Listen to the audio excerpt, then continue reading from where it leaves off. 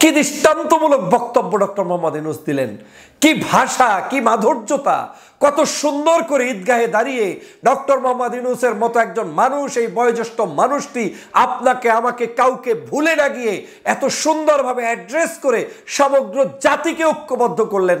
বক্তব্যের মধ্যে ঈদকে কেন্দ্র করে মনে হচ্ছে যেন তিনি প্রত্যেকটি মানুষের হৃদয়ের ভিতরে ঢুকে ঢুকে ঢুকে ঢুকে আপনাকে ঈদ মোবারক জানিয়ে দিচ্ছে। শিশু থেকে শুরু করে বয়স্ক বৃদ্ধ মানুষটি পর্যন্ত ডক্টর মোহাম্মদ ইউনূসের কাছে আজকের আবেগ আপ্লুত হয়েছে, তার ভালোবাসায় মুগ্ধ হয়েছে, তাকে হৃদয়ে স্থান করে দিয়েছে। এর চাইতে আবেগের ঈদ আর কিছুই হতে পারে না, এর চাইতে আবেগের আর কিছুই হতে পারে না। যে ঈদে দেশনেত্রী বেগম খালেদা জিয়ার মতো মানুষ এত স্বাচ্ছন্দ্যে তার পরিবারের পাশে দাঁড়িয়ে ঈদ করছে, এর চাইতে আনন্দের ঈদ আর কিছুই হতে পারে না। যে ঈদে জামাতের আমির ডাক্তার শফিকুর রহমান তিনি এতেকাফে বসে 10 দিন শেষ করে উন্মুক্তভাবে মানুষদেরকে নিয়ে ঈদ করেছে, এর চেয়ে আনন্দের ঈদ কিছুই হতে পারে না।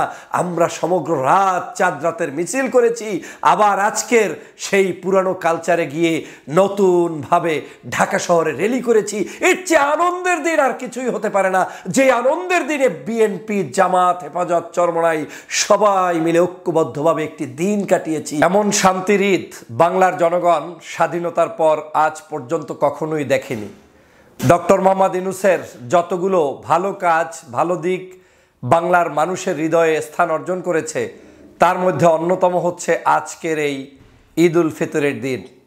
ডক্টর মোহাম্মদ ইউনূস যখন নিজে ঈদগাহের ময়দানে উপস্থিত হয়ে দেশ জাতির উপরে বক্তব্য রেখেছেন, তখন আমি সেটা শুনেছি এবং দেখেছি তার এই বক্তব্যে কেউ বাদ যায়নি। একজন কৃষক, শ্রমিক, একজন সাধারণ নাগরিক থেকে শুরু করে আমলা পর্যন্ত, ঘরের ভিতরের একজন গৃহিণী থেকে শুরু করে বিদেশের রেমিটান্স যোদ্ধা, একজন বাংলাদেশের শহীদ পরিবার থেকে শুরু করে আহত পরিবার, বাংলাদেশের উপস্থিত বিভিন্ন প্রান্তের ঈদগাহের মানুষ, যারা উপস্থিত হতে পারেননি এমন মানুষদেরকেও রিকগনাইজ করেছে, অ্যাকনলেজ করেছে এই ডক্টর মোহাম্মদ ইউনূস। আমি মাঝে মাঝে ভাবি কিভাবে সম্ভব একজন এই বয়স্ক মানুষের পক্ষে কোনো স্ক্রিপ্ট ছাড়া বক্তব্য দিতে গিয়ে জাতির প্রত্যেকটি নাগরিককে স্বীকৃতি দিয়ে ঈদ উদযাপন করা। এটা আসলেই একটি অসম্ভবপর কাজ, ডক্টর ইউনূসের পক্ষেই সম্ভবপর। ডক্টর ইউনূস সাহেবের এই গত মাত্র 8 মাসের মধ্যে বাংলাদেশের বিভিন্ন আলোচনা হয়েছে, সমালোচনা হয়েছে, কিন্তু আমরা দেখছি গত রমজান মাস থেকে শুরু করে ডক্টর মোহাম্মদ ইউনূস প্রেমী হয়ে যাচ্ছে বাংলার প্রত্যেকটি অলিতে গলিতে সাধারণ মানুষ। এখন মানুষই প্রশ্ন তুলছে, এমন শাসকই আমাদের দরকার, এমন মানুষই আমাদের দরকার, এমন মানুষকেই দীর্ঘমেয়াদে আমাদের পাশে রাখা দরকার। আমি ভাবি আমরা এবছরের ঈদ এত সুন্দর পেয়েছি, না জানি আগামীর কোনো ঈদ এরকম আবার আসে কি না সেটা নিয়ে আমার বেশ সন্দেহ হয়। তবে আশা স্বার্থে রাজি নই। আমি চাই এরকম ঈদ আমাদের জীবনের প্রত্যেকটি বছরই আসুক, এবং যতদিন এই বয়স্ক রাজনীতিবিদরা, বিশেষ করে ডক্টর মোহাম্মদ ইউনূসের মতো মানুষরা আমাদের মাঝে জীবিত থাকবেন, ততদিন যেন তাদেরকে আমরা হাসি খুশির ভিতরেই বরণ করে নিতে পারি। বাংলাদেশের এবছরের ঈদ উৎসবগুলো একটু খেয়াল করেছেন কিনা আপনারা? একটি মজলুম পরিবারের শ্রেষ্ঠতম দিন ছিল আজকের এই দিন। খেয়াল করে দেখেন মজলুম পরিবারটিকে। দেশনেত্রী বেগম খালেদা জিয়া শেখ হাসিনার কারণে জুলুম অত্যাচারের শিকার হয়ে দেশের ভিতরে থেকেও পরিবারের সাথে ভালোভাবে ঈদ করতে পারেনি, তথা তার সন্তান তারেক রহমান, তার নাতি, তারপরে তার আত্মীয় স্বজন, তার পুত্রবধূ, কারো সাথে তার দেখা হয়নি। নির্জনে কাটিয়েছেন, কখনো ঘরের কোণে কাটিয়েছেন, কখনো ক্রন্দনরত অবস্থায় কিনা কাটিয়েছেন। সেই দুর্দশার দিনগুলো যখন আপনার মনে পড়বে তখন মনে হবে তিনিই মজলুম। দেশনেত্রী বেগম খালেদা জিয়া আজ এই প্রথম লন্ডনে গিয়ে তার পরিবারের সাথে, তারেক রহমান সাহেবের সাথে, তারেক রহমানের মেয়ের সাথে, তারপরে তারেক রহমানের সহধর্মিণীর সাথে একত্রে ঈদ করতে পেরেছে, এবং তাদের যে ঈদের ছবিটি ভাইরাল হয়েছে সেটা ছিল অসাধারণ। এই যে ভালোবাসার জায়গাটা তৈরি করে দিতে পেরেছে বাংলাদেশের এক ঝাঁক মেধাবী তরুণরা, এবং শহীদের রক্তের বিনিময়ে বাংলাদেশ অর্জিত হয়েছে বিদায় আজকের এই পরিবারটিও একটি সুন্দরভাবে ঈদ করতে পেরেছে।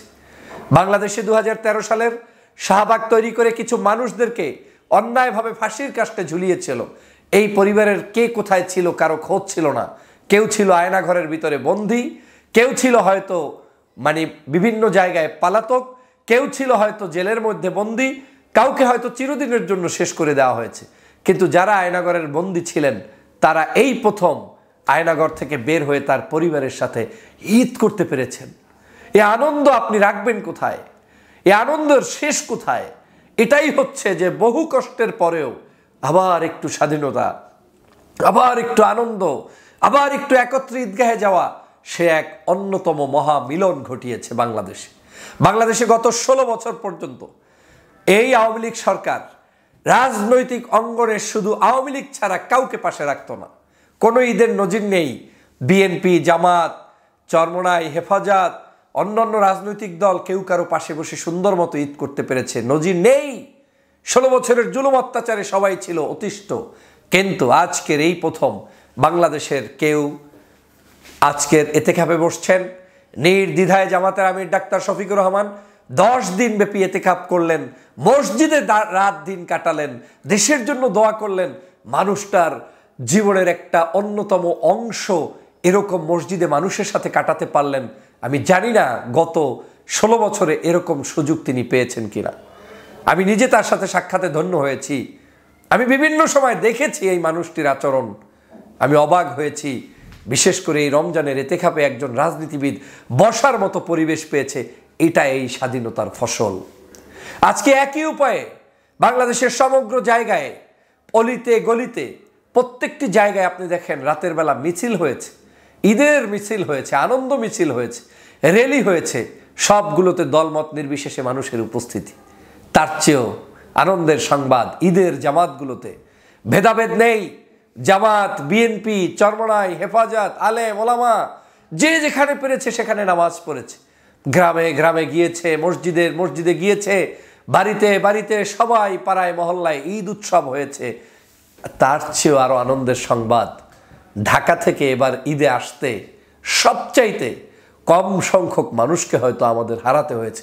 আমরা চাই 0% মানুষ মারা যাক, কোনো মানুষ না মারা যাক, আমরা একেবারে শান্তভাবে চাই। কিন্তু আমাদের দেশের রোড, আমাদের দেশের গাড়ি চালক, আমাদের দেশের মানুষের কালচারের কারণে অনেক সময় সব আপনি পারবেন না। তারপরেও আল্লাহ পাক আমাদেরকে অনেক বড় নেয়ামত দিয়েছে। এবছর কম সংখ্যক মানুষ ওই অর্থে বড় ধরনের বিপদে পড়েছে। তারপরেও যারা ইতিমধ্যেই রাস্তাঘাটে শহীদ হয়েছে, মৃত্যুবরণ করেছে, সবচেয়ে একটি পরিবারকে বলতেই হয়, সেটা হচ্ছে মঠবাড়িয়ার অঞ্চলে রাস্তায় একটি অ্যাক্সিডেন্ট ঘটেছে। এক মায়ের 4টি সন্তানের মধ্যে একজন গত বছর মারা গিয়েছেন রমজানে, আর এইবার আবার 3 জন বাসে গাড়ির নিচে চাপা পড়ে হুন্ডায় 3 ভাই অ্যাক্সিডেন্ট করেছে। কি মানে মর্মান্তিক ঘটনা, কিন্তু কিছুই আমাদের হাতে নাই। এই বেপরোয়া গাড়ি, এই বেপরোয়া ড্রাইভারদের কারণে আজকের এরকম মৃত্যুর কোলে ঢলে পড়তে হয়েছে। আমি এই পরিবারটির জন্য আপনাদের কাছে দোয়া চাই, দেশবাসীর কাছে দোয়া চাই। আল্লাহ তাকে জান্নাতুল ফেরদাউস নসিব করুক, এবং তার মাকে, আমি জানি না মা বেঁচে থাকবে কিভাবে, 4 সন্তানের 4 সন্তানই হারিয়ে গিয়েছে, এই মাকে দুনিয়ায় হেফাজত করুক। যে প্রসঙ্গ বলতেছিলাম, যে বাংলাদেশের সমগ্র জায়গায় এই যে ঢাকা থেকে এত লক্ষ লক্ষ মানুষগুলো আজ এই ঈদ উদযাপনের জন্য বাড়িতে আসলেন, প্রত্যেকেই এক আনন্দ নিয়ে আসলেন।